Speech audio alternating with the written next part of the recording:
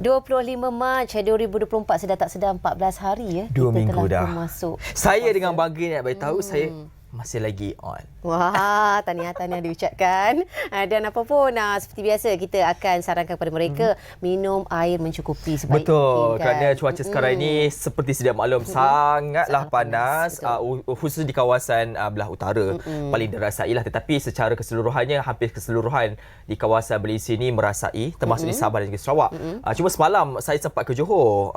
Johor petang hujan, alhamdulillah. Alhamdulillah. Apa pun itu yang penting sekali kan.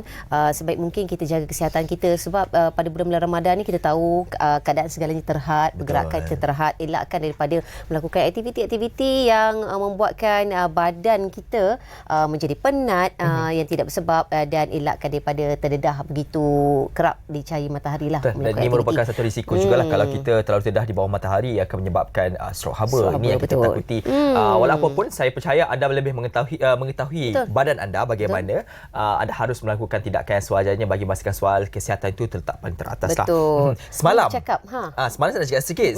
Minggu lepas saya ingat lagi kita ada temu duga salah seorang individu daripada Jabatan Kebudayaan. Yang menariknya berkaitan tentang Iftar KL. Semalam kita telah pun melaksanakan untuk tahun 2 hari Sabtu Ahad. Yang menariknya saya melihat bagaimana pengunjung tu datang daripada luar negara. Mereka sangat teruja melihat bagaimana situasi di negara Malaysia ini menyambut bulan Ramadan, kemeriahan, dan juga disebut bahawasanya ketika itu bukan saja kaum Muslim ataupun orang Melayu saja, tetapi termasuk dengan China dan India bersama-sama juga turut serta. Dan mereka pelancong daripada Belanda ini mengatakan bahawasanya rasa terkejutlah, teruja melihat bagaimana perpaduan dalam kalangan masyarakat Malaysia tu, walaupun kita sedang meraihkan pesta agama Islam, iaitu soal berpuasa, tapi kita juga meraihkan antara satu sama lain dan cuba membantu antara sama lain juga, dia kata. Itulah dia istimewanya Malaysia, kerana kepelbagaian kaum ini sebenarnya antara warna yang membuatkan kita ni lebih dikenali di mata dunia. Okey, dan pastinya bercakap kembali mengenai ini antara berita yang kita nak kongsikan lah. Saya kirakan ini antara satu perkara yang serius sebenarnya. Saya yakin antara ramai ibu bapa khasnya begitu menjaga privasi anak-anak mereka, apatah lagi zaman sekarang ini sains teknologi yang semakin berkembang, di mana risiko gambar-gambar anak mereka dimanipulasi tu ada sahaja di mana-mana, mengakibatkan berkemungkinan terdedah pada risiko crime ataupun jenayah. Itu yang kita elakkan. Tetapi kadang-kadang apabila ibu bapa yang terlalu menjaga ini, sayangnya ianya tidak diambil mudah oleh sesetengah pihak. Itu dia. Dan mungkin kita boleh kongsikan di mana ibu bapa dan penjaga kanak-kanak diminta membuat aduan kepada Suruhanjaya Komunikasi dan Multimedia Malaysia MCMC sekiranya rakaman gambar dan video anak-anak mereka dijadikan sebagai kandungan media sosial oleh mana-mana pihak tanpa kebenaran. Itulah barangkali ini juga nasihat kepada mereka menjadi content creator dalam kita gairah untuk mengejar followers, likes, gift kan. Jangan lupa bahawasanya anak-anak kita ini terlindung di bawah Akta Kanak-Kanak 2001 yang mana mereka ini diberikan perlindungan khusus daripada mereka didedahkan daripada apa-apa bentuk risiko keselamatan.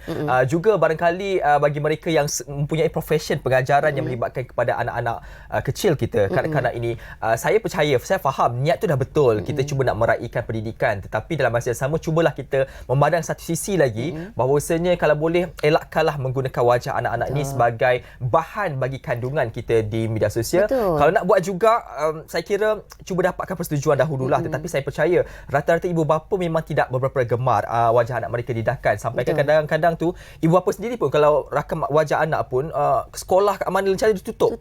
Tapi kita pula mendedahkan pula. Ini boleh barangkali menyebabkan risiko keselamatan akan menyebabkan berkurangan dan kita risaulah perkara-perkara tidak ingin berlaku. Tetapi anda mempunyai hak, anda boleh adukan terus kepada pihak berwajib sekiranya wajah anak anda dipamerkan di media sosial tanpa kebenaran anda.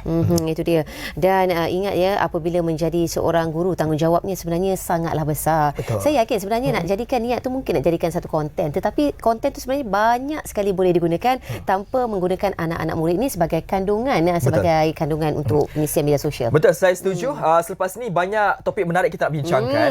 Tentunya kita nak menyaksikan berkaitan tentang isu cuaca panas ni. Kenapa panas kat Malaysia ni kan? Dan itu juga akan membawa kepada kreatif kita. Kalau kita terlalu panas, tak boleh keluar rumah, barangkali boleh menyebabkan kita rasa niat nak bunuh diri. Alamak, apa dah jadi? Banyak ni saling berangkai. Tapi tak apa, dikatakan, difahamkan apabila memakan kurma dengan butter boleh menaikkan tenaga kita untuk kekal bertenaga sepanjang bulan Ramadan. Okey, kita nak bincang semuanya selepas ini. Tak sabar nampaknya kita nak bercakap tentang perkara ini. Namun sebelum itu kita nak saksikan dulu berkaitan tentang ramalan cuaca dan seterusnya bersama rakan tugas dari Berita. Silakan.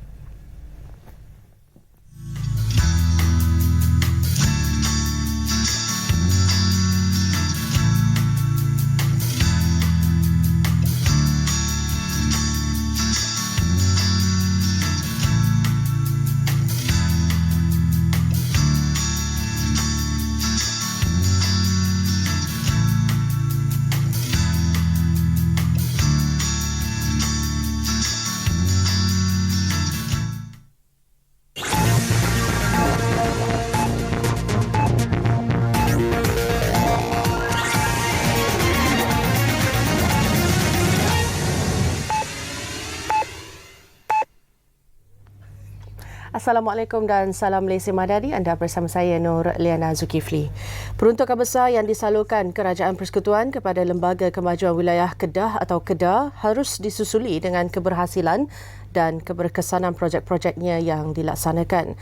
Timbalan Perdana Menteri Datuk Seri Dr. Ahmad Zahid Hamidi berkata sejak ditubuhkan pada 1981, KEDA telah menerima sejumlah 2.31 bilion ringgit dan ia merupakan satu jumlah yang besar. Biarpun kita lihat bahawa terdapat output daripada projek-projek yang dijalankan dan saya mengharapkan pengurusi KEDA yang baru ini akan melihat dari segi outcomes, keberhasilannya, dan saya yakin keberkesanan cost effectiveness harus menjadi agenda utama, bukan hanya sekadar berapa projek yang telah dijalankan tetapi keberkesanan sesuatu projek itu. Beliau berkata keberkesanan projek-projek itu antaranya harus dilihat daripada sudut berapa ramai masyarakat luar bandar yang berjaya dikeluarkan daripada garis kemiskinan, khususnya kemiskinan tegar. Tambah beliau, peningkatan jumlah usahawan khususnya daripada perusahaan mikro, kecil dan sederhana juga dilihat sebagai salah satu keberkesanan projek-projek yang dilaksanakan. Baik, sekian dari Bilik Berita. Assalamualaikum dan salam Malaysia Madani.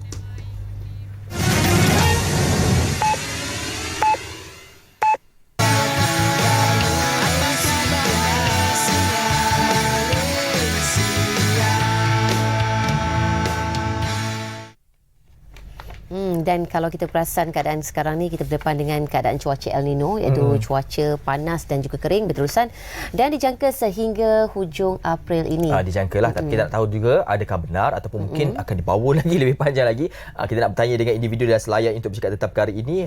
Pastinya bercakap soal cuaca, Jabatan Meteorologi Malaysia sumber paling sahih lah untuk kita rujuk. Kita bersama dengan Encik Makron Fazli Muhammad Fahmi yang merupakan pengarah Pusat Operasi Cuaca dan juga Geofizik Nasional Jabatan Meteorologi Malaysia, Met Malaysia. Assalamualaikum, selamat datang.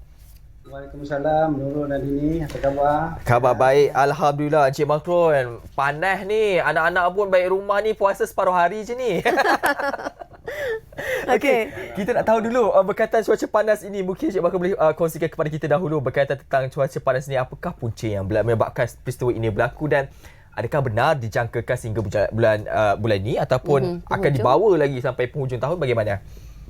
Okey, kalau kita tengok dari segi musim ya, sekarang kita berada pada musim monsun timur laut, di mana kita berada pada penghujung musim monsun timur laut yang dia kebiasaannya dia akan sedikit kering. Dia kerana disebabkan pada waktu ini faktor corak tiupan angin dia tak membantu untuk kita kata berlaku pembentukan awan hujan. Jadi dengan sendirinya kita kata dalam keadaan kita menerima matahari tanpa ada awan yang tebal, tanpa ada hujan yang banyak, dan akhirnya berlakulah yang kita kata cuaca yang lebih panaslah. Dan ini adalah rutin yang berlaku secara tahunan sebenarnya. Masuk sahaja pada kita kata fasa penghujung monsun timur laut, inilah rutin yang berlaku. Kita terutamanya di negeri sebelah utara dan juga di sebelah pantai timur. Dan Cik Makrul, kita dah sedia maklum ya mengenai keadaan cuaca El Nino ini, dan cuma kali ini El Nino berdepan dengan keadaan bulan Ramadan. Mungkin cubaan dugaan tu lebih sikit lah. Okey, dan kita nak tahu juga mengenai sejauh manakah tahap bahayanya cuaca kepanasan di negara kita ini berbanding di negara-negara lain. Sebenarnya kalau kita ambil dari segi apa yang kita kata heat wave lah ya. Kalau nak ambil di Malaysia ni tak begitu bahaya berbanding dengan negara lain. Di mana kalau kita ambil contoh di negara seperti India, heat wave-nya begitu tinggi sehingga boleh mengakibatkan kematian. Jadi dalam kes di Malaysia ni kita pada saya belum sampai ke tahap boleh membawa ke arah itu. Tetapi suasana tak selesa tu betul lah. Maksudnya dalam keadaan panas, terutama pula kita berada pada bulan Ramadan ya. So dugaannya sedikit tinggi lah. Tapi tak apa, ini cabaran yang perlu kita tempuhi lah. Ya, Cik Makrul, dalam konteks ini juga tadi saya lihat bahawasanya dijangka sehingga bulan April situasi ini akan berlaku. Berdasarkan kepada bacaan terkini, adakah ia seperti yang diramalkan itu ataupun barangkali akan sedikit drag lah, bawa ke depan lagi berkaitan tentang cuaca panas ini? Bagaimana? Okey, kalau kita recall balik apa saya cakap tadi, kita berada pada fasa penghujung monsun timur laut, di mana tak lama lagi kita akan memasuki fasa peralihan monsun, di mana berlaku perubahan arah angin daripada monsun timur laut kepada monsun barat daya. Kebiasaannya pada monsun, pada fasa peralihan monsun ini, kita akan corak tiupan anginnya akan membawa kepada aktiviti hujan ribut petir di sebelah petang, dan kita jangka situasi ini akan mula berlaku menjelang pada hujung Mac dan awal April, dan kita harap dengan ada banyak aktiviti hujan yang akan berlaku akan meredakan kembalilah suhu yang agak tinggi sekarang ini. Okay, Cik Makrul, kita nak tahu juga apa yang akan berlaku jika cuaca panas dan kering melampau ini dilihat makin memburuk. Itu yang kita apatah lagi terlihat di utara tanah air ya, khasnya di negeri Kedah dan juga Perlis. Panasnya masih lagi berpanjangan dan cuaca panasnya agak suhunya lebih tinggi berbanding kita yang berada di Semenanjung dan juga selatan tanah air ni. Setakat ni kita tak menjangkakan dia akan lebih buruk, dan dia akan masih bertahan lagi untuk seminggu ke hadapan. Dan apabila mungkin bila aktiviti hujan akan mula banyak berlaku pada fasa peralihan monsun nanti, akan mengurangkanlah suhu tinggi tersebut. Ya, untuk berhadapan dengan situasi ini, ada juga cadangan supaya pembenihan awan itu dilakukan. Dari sudut pandangan Jabatan Meteorologi sendiri, adakah sudah ada wujud keperluan itu ataupun sebenarnya kita dah boleh sedikit sebanyak menarik nafas lega sebab kita nak beralih juga sebab dah berada di penghujung ni kan? Jadi bagaimana konteks ini? Okey, dari segi pembenihan awan, MET Malaysia sentiasa bersedia, dan walau bagaimanapun proses pembenihan awan ini akan dibincangkan bersama dengan agensi pengurusan bencana negara NAKMA, dan di peringkat pengurusan akan membincangkan perkara ini, dan kalau ada keperluan dan operasi dilakukan akan dimaklumkan dari masa ke semasa. Tadi Ashraf ada menyatakan mengenai pelan pembenihan awan, tapi mungkin juga ada sedikit sebanyak usaha yang lain yang boleh dicadangkan oleh pihak kerajaan ataupun Malaysia dalam usaha untuk mengurangkan lagi keadaan bilangan rakyat yang terjejas ekoran keadaan cuaca panas ketika ini. Secara individu kita kata buat persediaan yang sewajarnya dari segi kita kata persiapan diri, mungkin boleh untuk kita kata pakai pakaian yang apa kita kata yang lebih selesa, dan cuba kurangkan aktiviti luar. Itu antara perkara-perkara yang boleh kita cuba untuk tidak begitu terkesan dengan cuaca panas yang berlaku sekarang. Dan jabatan kami sentiasa menyediakan maklumat untuk keperluan pihak-pihak agensi-agensi kerajaan yang lain juga untuk dalam merancang kita kata apa yang sepatutnya dilakukan untuk menghadapi suasana sekarang. Okay, tadi ada disebut berkaitan bahawasanya ini kita sudah berada di penghujung situasi cuaca panas ini dan dijangkakan selepas ini akan kerap berlaku hujan. Cuma dalam konteks kedua-dua ini, saya nak bertanya, adakah situasi itu akan berlaku kita berada dalam keadaan fasa pagi barangkali panas betul, petang tiba-tiba hujan lebat? Ataukah itu yang akan berlaku, dan jika itu yang berlaku, apakah nasihat Jabatan Meteorologi kepada masyarakat supaya lebih bersedia dengan perubahan cuaca ini? Okey, kalau kita ambil itu antara karakter apabila berlaku fasa perayaan monsun nanti, di mana kita akan berlaku, kita kata, aktiviti hujan libur petir yang agak banyak di sebelah petang, dan saya rasa ini bukan sesuatu yang satu rutin yang saya rasa kita biasa hadapi, dan sama jugalah persediaan-persediaan yang diperlukan sebagaimana yang kita lakukan sebelum-sebelum inilah. Maknanya rancang perjalanan dengan baik, terutamanya di sebelah petang lah. Baik, terima kasih atas maklumat ini Tuan Makron Fazli Muhammad Fahmi, seorang pengarah Pusat Operasi Cuaca dan juga Geofizik Nasional Jabatan Meteorologi Malaysia, atas perkongsian. Kita boleh naik rega lah sekarang ni. Sebab masa bulan nak raya nanti, tuan rumah tak perlu nak sediakan ais banyak sangat.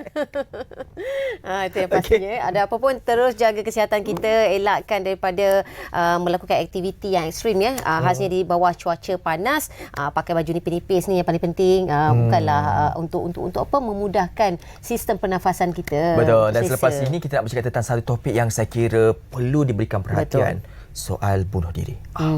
Sejauh manakah kesihatan mental kita? Teruskan setia bersama kami.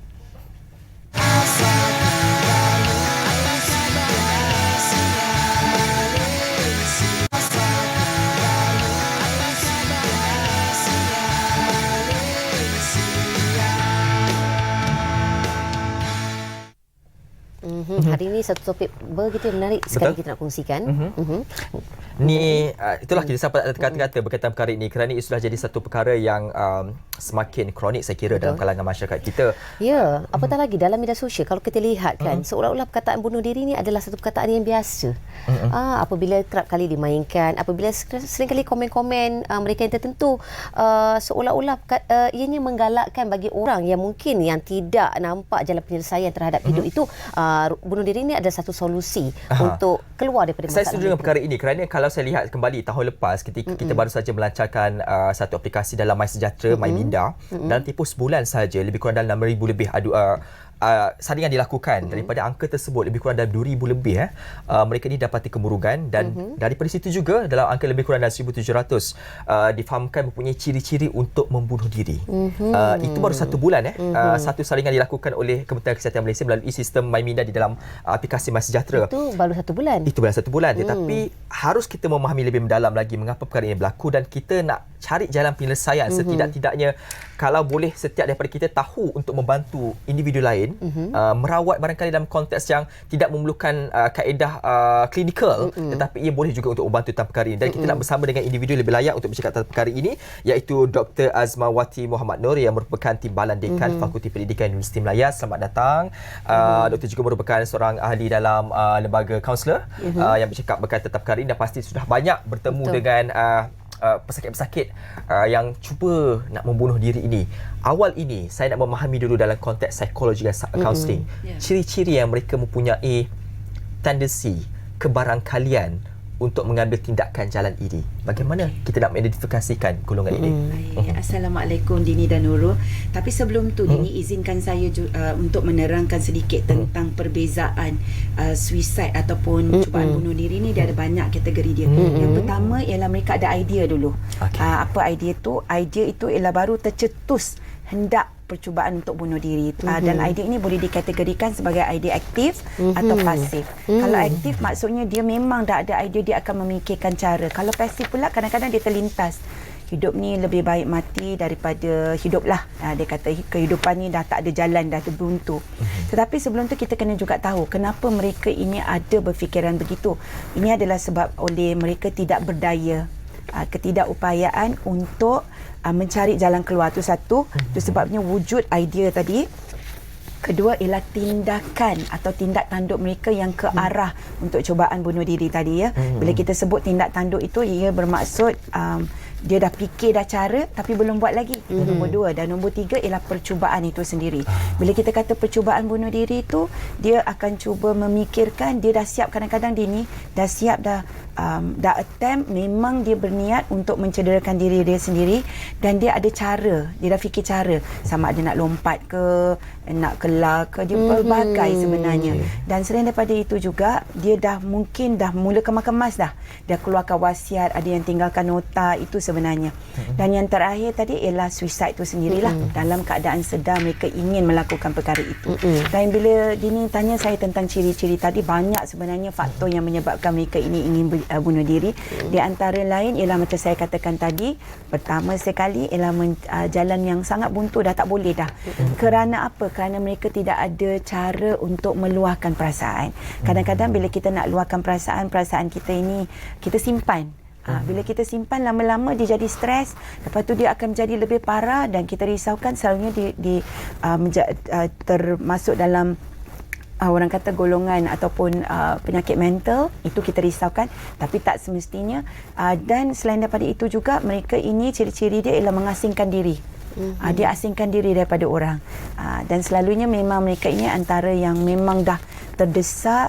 Dan selain itu juga, apalagi ya, mereka dah mengasingkan diri, mereka dah berasa stres, mereka dah tak boleh nak cari jalan buntu, stigma masyarakat.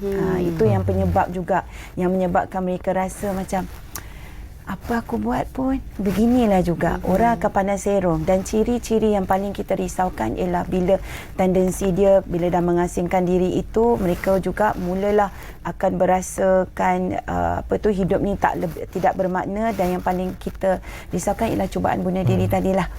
Ya. So itu antara ciri-ciri yang kita boleh lihat dalam orang ingin bunuh diri, bila mereka tak ada jalan keluar, bila mereka tak ada ruang untuk mereka bercerita, tak ada platform tu. So itulah antara penyebab. Okey. Baik, sekarang ini salah satu indikator yang dilakukan oleh kerajaan. Sebelum kita tahu Seksyen 309 itu digunakan sebagai salah satu seksyen untuk ayat mudah saya kata menghukum, kerana ia terkandung kesesatan bagi mereka yang membunuh diri, satu jenayah. Tetapi sekarang ini kerajaan bercadang untuk menghapuskan seksyen tersebut dan memikirkan cara lain untuk membantu, iaitu dengan cara rawatan individu itu difokuskan. Pandangan awal daripada doktor sendiri, inisiatif yang dilakukan oleh kerajaan ini, langkah pertama untuk memastikan supaya isu ini setidak-tidaknya dapat dikurangkan, dapat diminimumkan, adakah ini satu tindakan yang tepat ataupun bagaimana? Okey, sebenarnya bila kita menyebut tentang Seksyen 309 tadi ya, kanun keseksaan cubaan bunuh diri itu adalah sebagai sifat menghukum pada asalnya ya. Jadi kita tahu bila mereka ini, macam saya jelaskan tadi Dini, saya rasa jelas dah bahawa mereka ini selalunya mempunyai kesakitan seperti yang kita tak tahu dan kita tak nampak ya. Jadi apabila kita tidak membantu mereka untuk mencari ruang untuk mereka luahkan dan diberikan rawatan, ini menghukum dan tidak sebenarnya membantu. Dan banyak kajian lepas yang telah menunjukkan bahawa cara ini tidak dapat membantu untuk menyekat. Kerana mereka dah tak ada ruang untuk bercerita, tak ada ruang untuk meluahkan, tetapi kita menghukum pula. Cuba bayangkan ya, seseorang yang putus asa kerana kekecewaan dalam kehidupan sekarang ni dengan faktor ekonomi yang meruncing. Tiba-tiba dia rasa macam nak membuat percubaan bunuh diri dan kita tangkap mereka itu dan kita hukum. Apa kesan dia? Adakah bantu menyelesaikan masalah? Jadi mereka makin lebih stres. Tetapi sekiranya ini percubaan untuk memansuhkan, okey, saya rasa ini ada banyak sebenarnya organisasi yang cuba melihat untuk perkara ini dilakukan. Kita merawat, okey, kita tak nak menghukum kerana kita nak membantu. Macam saya katakan tadi, mereka ini adalah orang-orang yang memang terkesan. Jadi jalan terbaik ialah untuk mencari ruang, berikan mereka bantuan, bawakan mereka apa orang kata tu, pelaburan daripada segi memberikan kaunseling. Kerana antara faktor-faktor penyebab ialah mereka tak ada ruang dan mereka tak tahu mana nak akses. Kat mana nak dapatkan bantuan. Ini sebenarnya yang mereka tidak tahu. Dan bila mereka tak faham, ini orang kata apa, jalan buntu untuk mereka. So susah untuk mereka keluar dari kepompong itu. Jadi sekiranya kerajaan kita memikirkan untuk keluar daripada atau memansuhkan, saya kira itu adalah sesuatu yang memang kita tunggu. Kita nak rawat daripada menghukum. Okey, itu satu yang menarik ya, dan begitu yang dimaklumkan oleh Dr. Aziz ketika ini.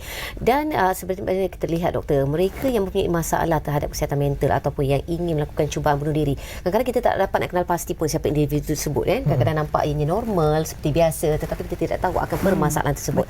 Dari sini, apakah cabarannya untuk kita cuba membantu ataupun merawat individu yang cuba untuk membunuh diri ni? Di situ ada persoalannya dan bagaimana cara untuk mengatasinya. Ya, betul. Saya suka dengan soalan ini kerana kita sebenarnya kami helping professionals memang berdepan dengan cabaran sebab satu ialah macam saya katakan tadi, stigma masyarakat. Saya bagi contoh, sekiranya kita nampak seorang yang mungkin tidak berbaju berjalan di tepi jalan, apa tanggapan yang pertama daripada Nurul? Maybe apa yang Nurul anggap mungkin selalunya kita akan berfikiran orang itu adalah orang yang tidak sihat, orang gila.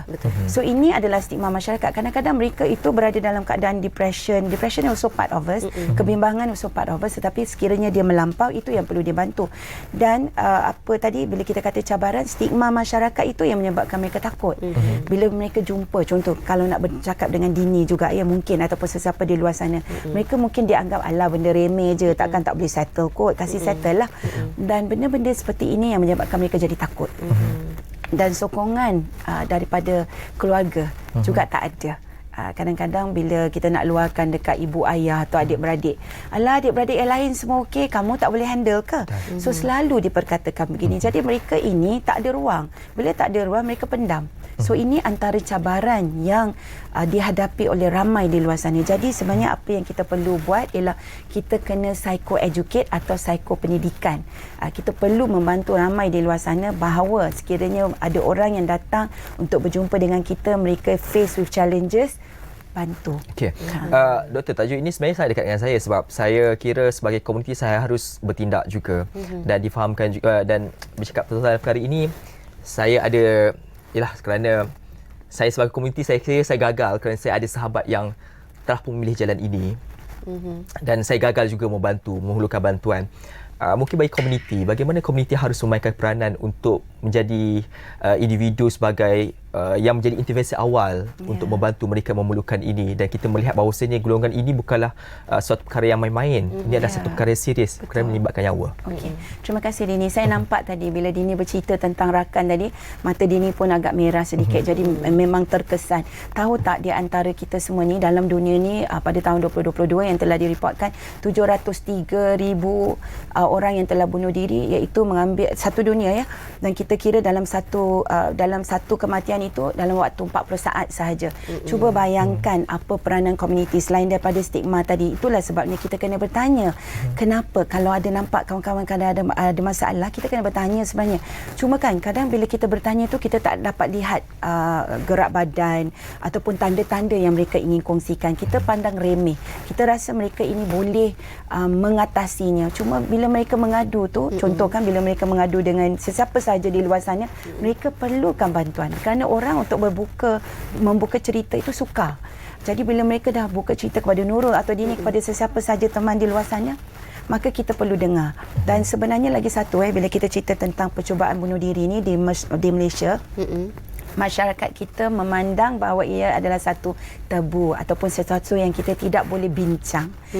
Kita tak boleh bercerita tentang bunuh diri, kita tak boleh cerita tentang sexuality. Ini adalah satu perkara yang kita rasa macam perlu di sweep under the carpet, perlu disorot. Tapi sebenarnya kita boleh bertanya, adakah anda berasa okey dengan permasalahan ini ataupun cara-cara anda mengatasi? Adakah anda berasa seperti hendak tamatkan hidup ni ataupun nak bunuh diri? Kita boleh tanya, itu bukanlah satu masalah atau isu sebenarnya. Itu pastinya. Dan doktor kita nak tahu juga bagaimanakah caranya pendidikan latihan profesional kesihatan mental ini dapat disesuaikan dengan hasil rawatan ini. Bagaimana? Okey, terima kasih. Saya fikir dan saya kira sebenarnya bila kita sebut tentang rawatan kesihatan itu adalah satu penting kerana sebagai healthcare professional dia ada banyak kaedah. Di antaranya ialah kita kata psikoterapi ataupun kita talk therapy. Kita berbual untuk kita explore. Dan selain daripada itu juga profesional perlu terlatih. Kerana dengan cara kita bertanya, kadang-kadang kita risaukan selalunya profesional ini terlatih. Jadi soalan-soalan mereka itu sangat membantu dan mereka faham. Cumanya kalau orang di luar sana itu kita kena lebih sensitif. Cara kita menyoal, cara kita bertanya itu sangat penting supaya mereka tidak berasa yang lagi teruk. Jadi kita sentiasa yang itu kita terlatih dan sebenarnya etika dalam menjaga kerahsiaan itu sangat penting dalam kalangan profesional. Jadi saya fikir dan saya rasa bahawa kita semua mempunyai peranan dan tanggungjawab dalam memastikan isu ini ditangani bersama. Okey, baik Dr. Nika saja dalam di hujung ni memandangkan kerajaan sudah pun bersetuju saya kira di peringkat kabinet untuk memasukkan Seksyen 309 ini. Kaedah yang terbaik adalah rawatan dan kita nak meningkatkan akses kepada rawatan tersebut khusus di peringkat akar umbi. Sekarang ini kalau kesihatan biasa kita ada klinik kesihatan di peringkat bawahan. Barangkali ada keperluan selepas ini mewujudkan supaya lebih ditingkatkan kaunselor, pakar psikologi di peringkat bawahan supaya akses masyarakat itu lebih cepat, lebih dekat, lebih mudah. Bagaimana pandangan Betul. Sebenarnya kita juga sedang melihat kepada satu yang ini baru lagi dasar kaunseling negara yang kita akan lihat daripada segi akses. Dan kalau kita lihat pada Menteri Wanita yang lepas pernah bercerita tentang bagaimana akses kepada accessibility ini akan dipermudahkan dan semua orang mempunyai akses sama rata. Dan selain daripada itu juga kalau dahulu kita mempunyai satu kaunselor kepada 3,000 orang untuk dirawat, sekarang ini kita memohon supaya angka ini dikurangkan satu kaunselor kepada 500 orang. Ini mungkin langkah terbaik untuk kita bantu. Jadi saya menyokong sangat hasrat kerajaan untuk memansuhkan Seksyen 309 ini. Baik, terima kasih banyak. Ini satu saya kira perkongsian cukup baik. Banyak lagi sebenarnya kita boleh bincangkan soal isu bunuh diri ini, tetapi ini saja masa kita ada. Terima kasih sekali lagi kepada doktor. Selepas ini kita nak bercakap berkaitan tentang tadi kurma yang awak suka tu kan. Dah cuba dah? Dah cuba dah. Okey, saya tak lagi. Tapi saya tak tahulah apa khasiatnya, sedap ke? Berkhasiat ke? Itu sama-sama kita kupaskan sebentar saja lagi.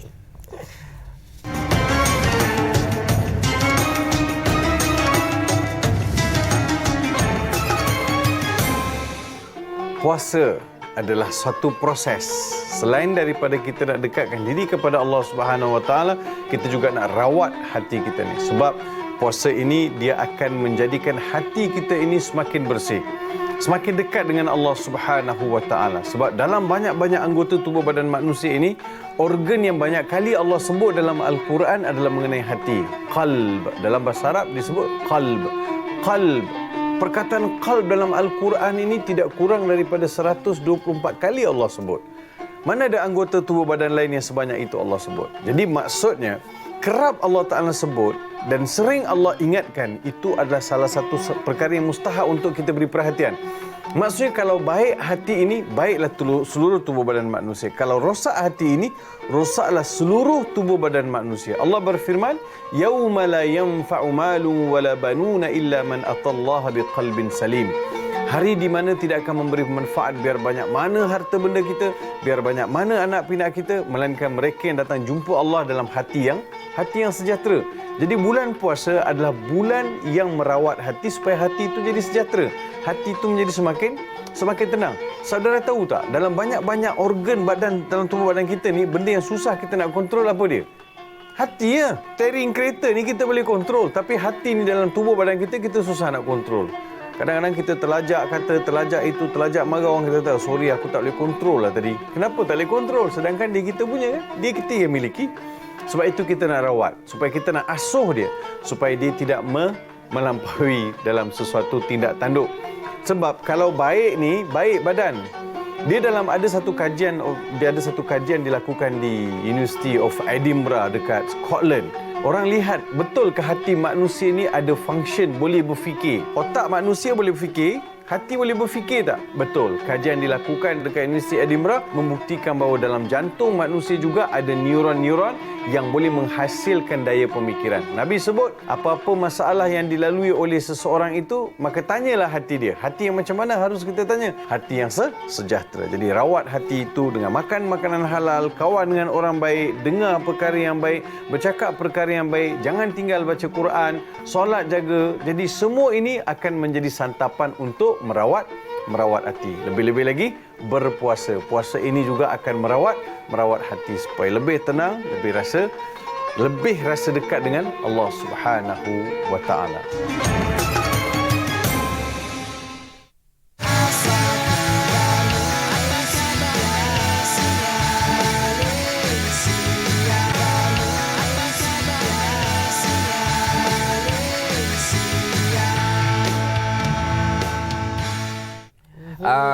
Saya rasa ramai rakyat Malaysia dah rasa dah buat benda ni. Tapi saya bukanlah tergolong, belum lagi cuba. Bukan penggemar kurma orang kata kan. Dia bukan penggemar kurma yang sepatutnya perlu mencuba resipi ni. Itu dia. Okey.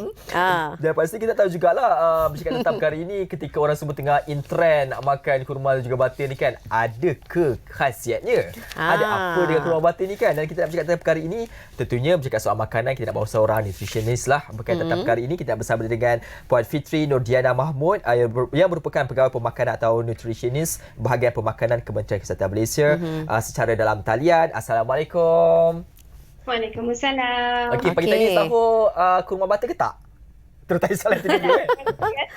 Okey, dan Puan Fitri, kita nak tahu ya mengenai khasiat pemakanan kurma. Kita tak dapat nafikan lagi kerana ia begitu kaya dengan kandungan serat dan juga protein, dan juga dalam masa sama ia dapat bantu mengurangkan risiko penyakit jantung juga. Dan itu antara khasiat kurma. Tetapi sekarang ini yang menjadi trend kebelakangan ini apabila kurma digabungkan dengan butter. Tapi sejauh manakah khasiat pemakanan ini apabila ianya digabungkan? Adakah apa yang saya tengok lah, apa yang saya baca melalui pembacaan mengatakan ianya satu makanan yang berkalori tinggi. Sejauh manakah kesannya terhadap kesihatan? Adakah memberi khasiat kesan yang baik ataupun sebaliknya? Okey, bismillahirrahmanirrahim. Sebenarnya kita sinonim lah kurma apabila dia di bulan puasa bulan Ramadan, kurma adalah satu hidangan yang memang boleh dikatakan sunnah, dan di sebalik sunnah itu sebenarnya bila mulai pemakanan dia sebenarnya memberikan banyak fungsi semasa Ramadan. Okey, so kurma ni sebenarnya dia dikategorikan dalam buah yang boleh, apabila buah dia tinggi dengan gula ringkas ataupun gula semula jadi daripada buah fruktosa. Okey, so mana fruktosa ni memberikan kita tenaga, okey, tenaga yang cepat. Kemudian selain daripada itu dia mengandungi tinggi serat, okey, dan juga salah satu fungsi ataupun nutrien yang banyak dalam kurma ni adalah potasium. Sebenarnya potasium ni fungsi dia adalah membantu kita mengelakkan daripada kita panggil water retention daripada badan. Apabila kita berpuasa, kita lebih mudah untuk dehydration. Apabila dehydration tu boleh membuatkan badan kita water retention lah, okey, rentangan air dalam badan. Okey, dan potasium ni sebenarnya membantu kita untuk mengekalkan seimbangan air dalam sel dalam badan. Di mana dengan berlakunya sebegitu membuatkan badan kita lebih tidak cepat lesu. Di mana bila keseimbangan dalam air itu berlaku. Okay, selain daripada tenaga tadilah. So, sebab tu sebenarnya kurma ni sesuai untuk dimakan semasa berpuasa. Okay, tetapi kita baru-baru ni bila kita diviralkan dengan makanan sunnah di mana butter mentega bersama kurma. Satu juadah yang memang boleh kata enak lah. Okey, macam saya kata tadi, buah kurma dia hidangan 3 biji kurma, dia memberi kita sebanyak 90 kalori. Okey, jadi untuk lemak pula butter, mentega, di mana apabila satu sudu teh yang kecil tu okey, memberi lebih kurang 45 kalori. Okey, jadinya kalaulah tuan-tuan dan puan-puan makan satu biji kurma bersama satu sudu teh kurma, okey, katakan ambil 3 biji hidangan kurma butter ni, boleh memberi lebih kurang 90 kalori campur dan 125 kalori, boleh memberi lebih kurang 200 lebih hingga ke 300 kalori untuk 3 hidangan kurma butter ni. Okey, jadi boleh dikatakan di situ dia agak tinggi kalori sebab tuan-tuan puan tak makan lagi juadah yang lain. Okey, sebab nanti tuan-tuan puan akan makan lagi dengan hidangan nasi ataupun hidangan disediakanlah semasa juadah berbuka. Kalau tidak dijaga, tuan-tuan puan mungkin juga ambil air viral yang lain yang mana air manis. Itu dah memberi hidangan kalori yang lain. Okey, kita kembali kepada fitrahnya kita berbuka tu memang kita nak dapatkan tenaga. Tapi dalam masa yang sama kita nak menjaga kesihatan. Apa-apa sebenarnya tiada masalah pun kurma butter ni ataupun apa-apa hidangan. Tapi jika diambil berlebihan dia akan memberi mudarat kepada kesihatan. Itu dia. Itu kata kunci dia sebenarnya. Jangan makan banyak sangatlah walaupun tahu sedap kan. Tapi kadang sedap tu kadang boleh menyebabkan. Betul. Sedap tu yang makan berulang sebenarnya tu. Risau jangan macam tu. Okey, Puan dalam konteks ni juga memandangkan adalah perbezaan pandangan mentega tak sama dengan butter. Butter ni lain, lebih khasiat tak macam mentega. Betul tak pendapat itu? Bagaimana? Betul, dari dia tidaklah sihat tak sihat. Sebenarnya kalau tengok balik macam dia daripada sumber apa yang dibuat. Okey, kalau kita tengokkan butter ataupun mentega, dia diperbuat adalah daripada produk tenusu, daripada susu tu digodak ataupun kita panggil churn diasingkan lemak tu menjadi satu, sebab bila proses dia tu dia digodak sehingga terkumpulnya fat tu menjadi satu padu. Itu kita panggil butter, okey, atau pure butter. Okey, tetapi kalau untuk dari segi margarin, dia adalah dikenakan proses separa hidrogen, dikenakan hidrogen terhadap minyak tu ataupun lemak tu menjadikan dia menjadi beku. Okey. So kalau ikut segi komposisi atau molekulnya, sebenarnya daripada margarin apabila dikenakan proses hidrogen tu dia menyebabkan berlaku perubahan rantaian kimia yang menyebabkan dia menghasilkan satu komponen molekul yang lain dipanggil trans fat. Jadi sebenarnya mengikut kajian, trans fat ni sebenarnya dia memberi mudarat juga kepada kesihatan.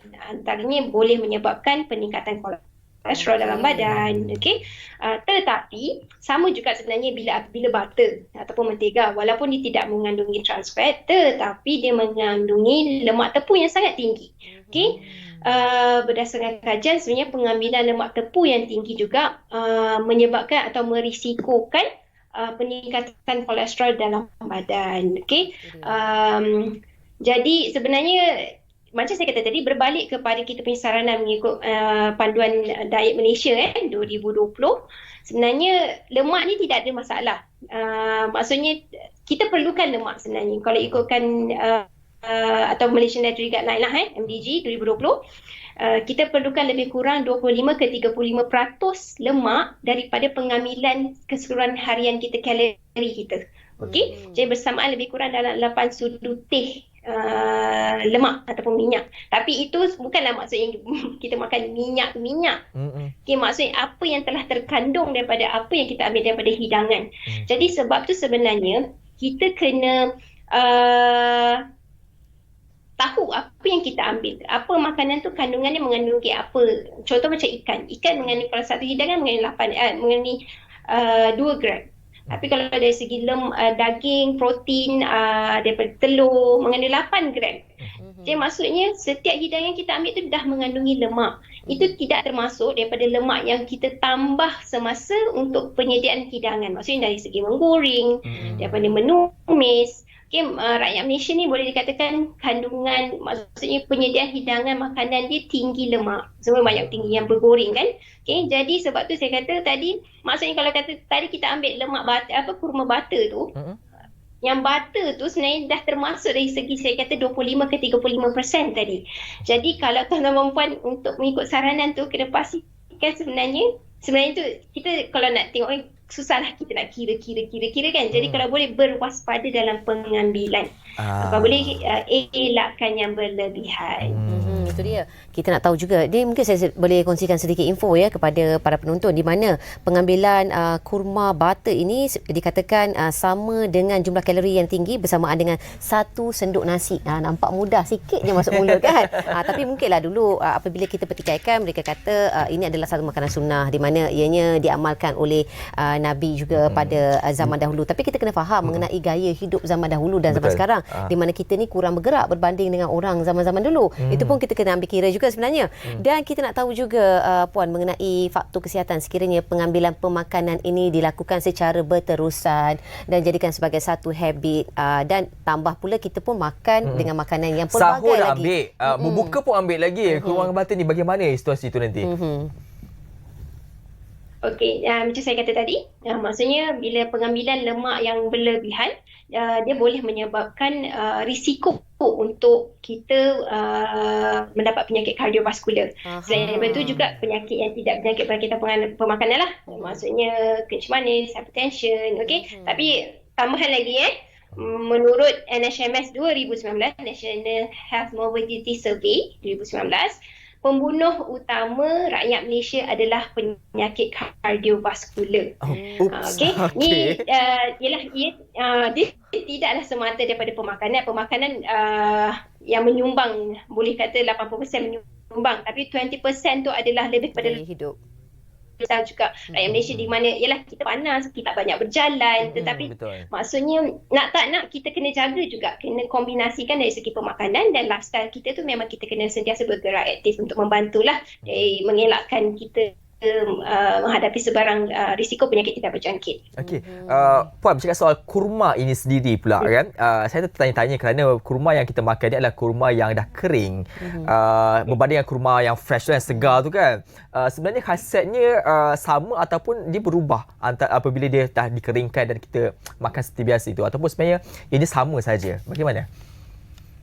Kalau ikutkan khasiatnya tidak berubah banyak. Okey. Yang banyaknya adalah kandungan airnya. Apabila dia keringkan, maksudnya dia keluarkan air daripada kurma tersebut. Jadi dia tidaklah berubah banyak. Yang mana yang penting yang kita memang peroleh adalah dia punya kandungan tenaga. Maksudnya daripada gula dia, fruktosa dia, dari segi serat dia tetap sama, dari segi mineral ataupun nutrien yang lain macam potasium tu, vitamin B. Masalah, tak ada isu. Okey, memandangkan sekarang ini orang kata memang sedap kan, kurma batin memang sedap. Saranan daripada Puan Fitri sendiri, pengambilannya berapa banyak maksimum pengambilan dalam satu hari, dan adakah baik sekiranya dijadikan sebagai amalan walaupun bukan dalam bulan Ramadan? Bagaimana? Okey, kalau tengok balik semula, sebenarnya kalau ikut sunnah, cantiknya adalah 3 biji. 3 biji. Itu pun mengikut saranan juga panduan diet Malaysia. 3 biji kurma, maksudnya tanpa butter. Tanpa butter itu adalah satu saranan hidangan untuk kurma. Okey. Tetapi kita sarankan adalah kita galakkan boleh ambil, tetapi bukanlah hari-hari. Mungkin sekadar untuk merasa sahaja sebiji tu pun cukup lah. Sebab kita tengok balik, sebab cara pemakanan rakyat Malaysia memang tinggi kandungan lemak, yang banyaknya bergoreng, yang banyaknya kita banyak menggunakan lemak dalam makanan kita bersantan. Jadi kalau boleh kita tidak tak nak lebih daripada 25% hingga 35% tu tadi. Jadi makan tanpa butter lebih elok. Betul, okey. dengar tu ya. Okey, makan tanpa butter lebih elok. Dan terima kasih kita ucapkan kepada Puan Fitri Nurdiana, merupakan pegawai pemakanan bahagian pemakanan Kementerian Kesihatan Malaysia. Itu perkongsian mengenai ada apa dengan kurma butter. Dan ada dengar kan? Kita boleh, tapi tak salah ya, kita mencuba jangan jadikan sebagai amalan. Tapi sebenarnya Dini apa yang patutnya kita kena tahu, apakah intake kalori yang kita ambil pemakanan kita. Itu yang kata kunci yang sebenarnya untuk kita memastikan kesihatan kita terjamin, tidak ada kesan kesihatan terhadap pemakanan kita. Saya kena baik kawan macam Puan tadi je lah. Bagus bantu saya. Kalau tidak bayar saya kena dia ambil. Okey. Baik, terima kasih kerana bersama kami. Harapnya anda dalam keadaan sihat sejahtera selepas ini dapat lakukan kerja harian dengan baik. Dan ingat, tanya rakan-rakan sekeliling sekiranya mereka dalam keadaan sukar, gusar hati, ambillah tahu. Setidak-tidaknya langkah kita itu dapat mengurangkan risiko berlaku perkara tidak ini. Dan apa pun jaga kesihatan, jaga diri. Apatah lagi keadaan cuaca panas ketika ini, kurangkan daripada terdedah keadaan cuaca panas yang luar biasa. Assalamualaikum, salam hormat dan sampai berjumpa lagi. Selamat tinggal.